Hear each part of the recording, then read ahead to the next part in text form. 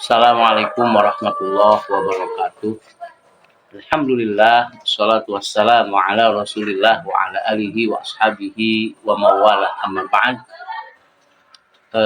Rekan-rekan mahasiswa yang saya hormati, Alhamdulillah pada kesempatan hari ini kita akan membahas sedikit tentang materi yang akan kita pelajari yaitu fikih muamalah. Untuk lebih jauh, mari kita pahami dulu kata per kata dari fikih dan muamalah ini. Untuk yang pertama, pengertian fikih muamalah, ya. Yang pertama, fikih itu secara etimologi adalah al-fiqhu kalau dalam bahasa Arab, yang memiliki makna pengertian atau pemahaman. Adapun secara terminologi, fikih pada mulanya berarti pengetahuan keagamaan yang mencakup seluruh ajaran agama, baik berupa akhlak, akidah, maupun ibadah, sama dengan arti syariah Islamiyah. Namun, pada perkembangan selanjutnya, fikih ini diartikan sebagai bagian dari syariah Islamiyah, yaitu pengetahuan tentang hukum syariah berkaitan dengan perbuatan manusia yang telah dewasa dan berakal sehat yang diambil dari dalil-dalil yang terinci.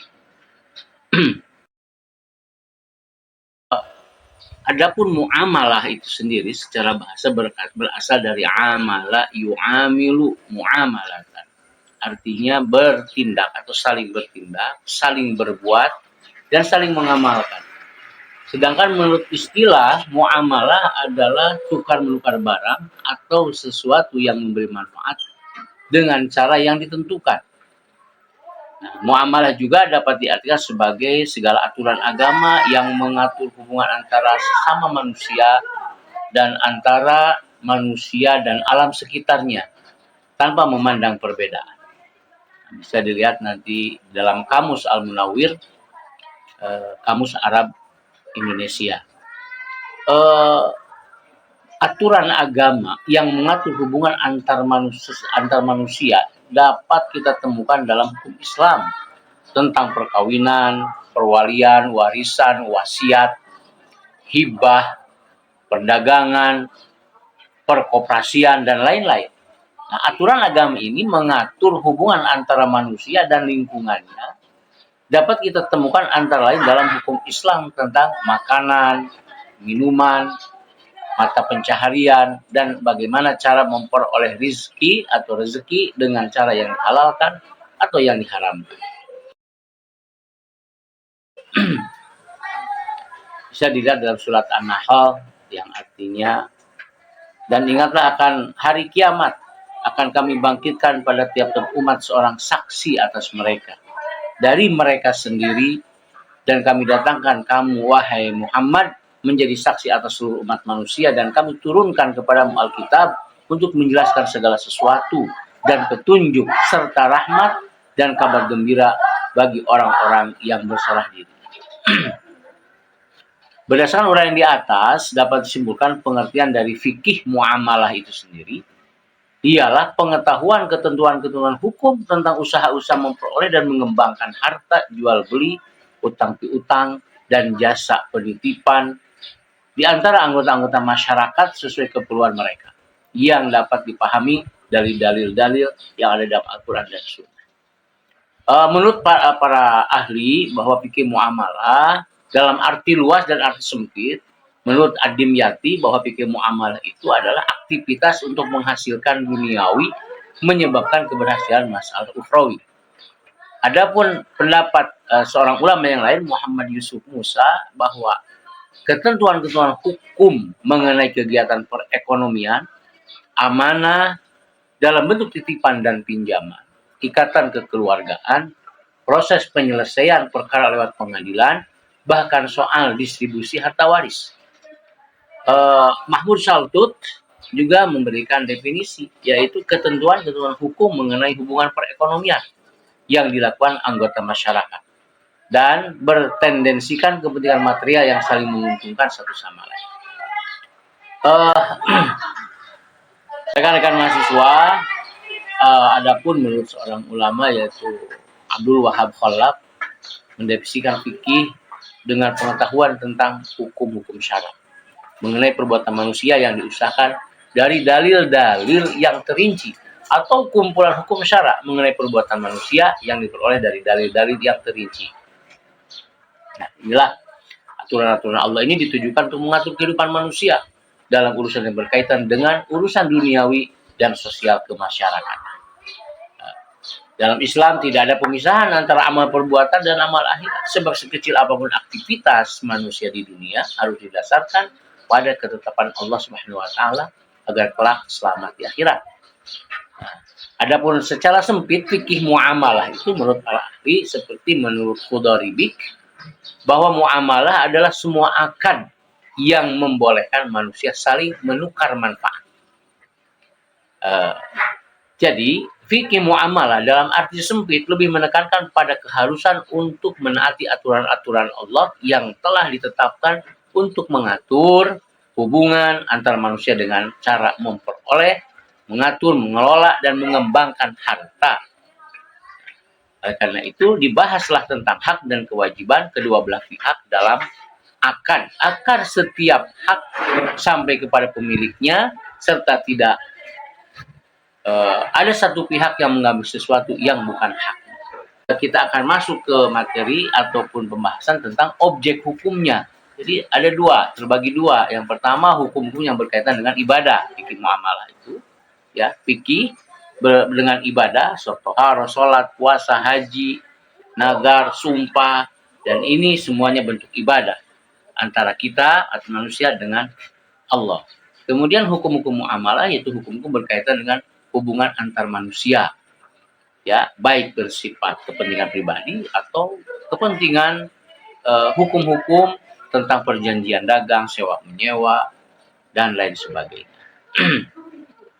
Ya memang ada salah satu ulama madhab yaitu menurut Ibnu Abidin bahwa muamalah meliputi 5 hal. Yakni pertama transaksi kebendaan, kedua pemberian kepercayaan, ketiga perkawinan, kemudian urusan persengketaan dan pembagian warisan. Selanjutnya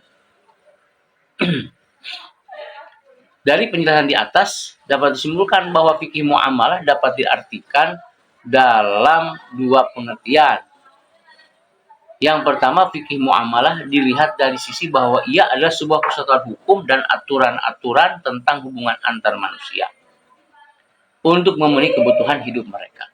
Yang kedua, fikih muamalah ini dipandang sebagai sebuah ilmu pengetahuan tentang hukum.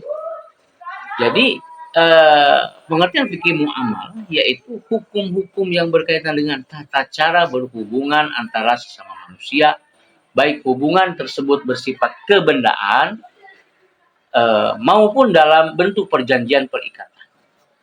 Jadi fikih muamalah adalah salah satu pembagian lapangan pembahasan fikih selain yang berkaitan dengan ibadah. Artinya lapangan pembahasan hukum fikih muamalah adalah hubungan interpersonal antara sesama manusia, bukan hubungan vertikal manusia dengan Tuhannya. Jadi kalau manusia dengan Allah ya ibadah mahdhah. Seperti yang dijelaskan seperti toharo, sholat, dan lain sebagainya. Inilah dalam kitab-kitab undang hukum perdata pun yang berkaitan dengan hukum perikatan, pembahasannya ada dalam hukum perikatan, memang tidak membahas hukum perorangan dan hukum kebendaan secara khusus. Baik rekan sekalian, kita akan belajar ke ruang lingkup fikih muamalah. Baik. Selanjutnya, dalam ruang lingkup fikih muamalah dibagi menjadi dua. Pertama, al-muamalah al-adabiyah dan muamalah al-madiyah. Adabiyah itu apa? Yang pertama, yaitu dari segi cara tukar-menukar benda yang bersumber dari panca indera, yang unsur penegaknya adalah hak-hak dan kewajiban. Oleh karena itu, ruang lingkup fikih muamalah yang bersifat adabiyah mencakup beberapa hal. Pertama, ijab qabul. harus saling meridhoi, tidak ada keterpaksaan dari salah satu pihak, bicara hak dan kewajiban, kejujuran pedagang, tidak boleh ada penipuan, tidak boleh ada pemalsuan, termasuk hal penimbunan. Semua ini ada bersumber dari manusia yang memang dikatakan dengan peredaran ada kaitannya dengan peredaran harta dalam hidup bermasyarakat. Kemudian yang kedua, al-muamalah al-madiyah. Jadi yang dibahas di dalam al-madiyah ini adalah objeknya, madah. Sehingga sebagian para ulama berpendapat bahwa muamalah madiyah adalah muamalah yang bersifat kebendaan. Karena objek fikih muamalah adalah benda yang halal, juga haram, dan syubhat untuk diperjualbelikan. Artinya hal-hal yang seperti itulah boleh dan tidaknya digunakan dalam bermuamalah. Jadi benda-benda yang kaitan dengan yang memadaratkan, juga yang dibahas juga tentang benda-benda yang mendatangkan kemaslahatan bagi manusia. Tentu dari beberapa segi lainnya. Nah, beberapa hal yang termasuk ke dalam ruang lingkup muamalah yang bersifat madiyah adalah sebagai berikut. Pertama, seperti jual beli atau al-bai' at-tijarah merupakan tindakan atau transaksi yang telah disyariatkan dalam arti telah hukumnya yang jelas dalam Islam. Kedua, gadai atau sering kita dengan ar-rahnu, menjadikan suatu benda yang mempunyai nilai harta dalam pandangan syariat untuk kepercayaan suatu utang atau jaminan suatu utang sehingga memungkinkan mengambil seluruh sebagian harta benda itu. Tentunya selain itu juga jaminan dan tanggungan, kafalah dan doman, diartikan menanggung atau penanggungan terhadap sesuatu, yaitu akad yang mengandung perjanjian dari seseorang di antara manusia atau di antara. Juga ada pemindahan hutang atau hiwalah, berarti pengalihan, pemindahan hak atau kewajiban yang dilakukan oleh seseorang, baik itu pihak pertama kepada pihak kedua untuk menuntut pembayaran hutang dari pembayaran hutang kepada pihak ketiga. Selain itu juga ada istilah taklis atau jatuh bangkrut. Seseorang yang mempunyai hutang kemudian habis kekayaannya. Nah, itu dibahas juga di sini. Ada juga asyirkah, perseroan atau perkongsian yang memang dibangun atas prinsip perwakilan dan kepercayaan karena masing-masing pihak telah menambahkan modalnya, menanamkan modalnya dalam bentuk saham dan perseroan. Berarti telah memberikan kepercayaan kepada yang mengelola perseroan tersebut. Nah, masalah-masalah yang lain juga seperti bunga bank, asuransi, kredit, dan masalah-masalah baru lain. Prinsip-prinsip fikih muamalah tentu perlu kita ketahui. Ya, nanti di dalam pembahasan materi-materi yang akan kita sampaikan dan kita bahas juga akan kita bagikan kelompok untuk para mahasiswa, nanti akan dibahas masing-masing berkelompok. Selanjutnya, dalam mengatur hubungan antar manusia dengan manusia lain yang sasarannya adalah harta benda, maka fikih muamalah mempunyai prinsip-prinsip untuk dijadikan acuan dan pedoman untuk mengatur kegiatan muamalah. Nah, prinsip-prinsip tersebut yaitu pertama, muamalah adalah urusan duniawi. Maksudnya adalah urusan muamalah berbeda dengan ibadah. Di mana dalam ibadah semua perbuatan dilarang kecuali yang diperintahkan.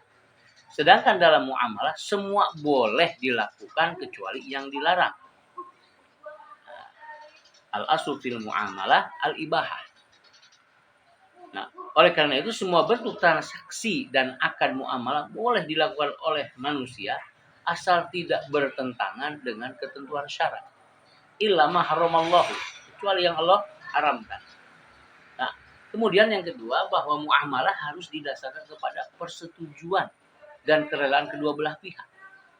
Artinya bagaimana? Bahwa bermuamalah adalah kerelaan dari kedua belah pihak bagaimanapun bentuk akad dan transaksi muamalah selama kedua belah pihak rela dan sepakat serta tidak melanggar ketentuan syarak. Kemudian adat biasa dijadikan dasar hukum, maksudnya dalam bermuamalah. Jadi ada adat juga al-urfu.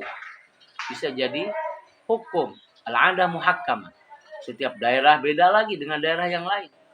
Dan bisa jadi turun-temurun yang selanjutnya menjadi adat kebiasaan dan dalam bermuamalah ini. Yang penting adat itu tidak bertentangan dengan syariat. Banyak. Dan nanti akan tentunya ada pembahasan-pembahasan ini di materi-materi selanjutnya. Ini sebagai pembuka. Kemudian yang terakhir ya bahwa tidak boleh merugikan orang lain dan diri sendiri. La dororo wala diroro. Tidak boleh. Artinya kita melakukan transaksi, baik kita rugi, orang lain juga rugi. Nah, jadi tujuan bermuamalah adalah mencari keuntungan yang tidak merugikan orang lain. Maka dari itu, dalam bermuamalah haruslah sama-sama menguntungkan kedua belah pihak. Baik para mahasiswa yang saya hormati, saya kira itu overview materi-materi secara garis besar tentang fikih muamalah dengan berbagai macam tinjauannya. Kemudian nanti akan kita bagikan kelompok masing-masing untuk membahas judul-judul yang tentunya akan kita tentukan, kita sampaikan untuk pertemuan-pertemuan selanjutnya. Demikian untuk pembukaan dalam perkuliahan ini. Terima kasih, mudah-mudahan silahkan dibaca lagi tentang materi ini. Semoga bermanfaat. Assalamualaikum warahmatullahi wabarakatuh.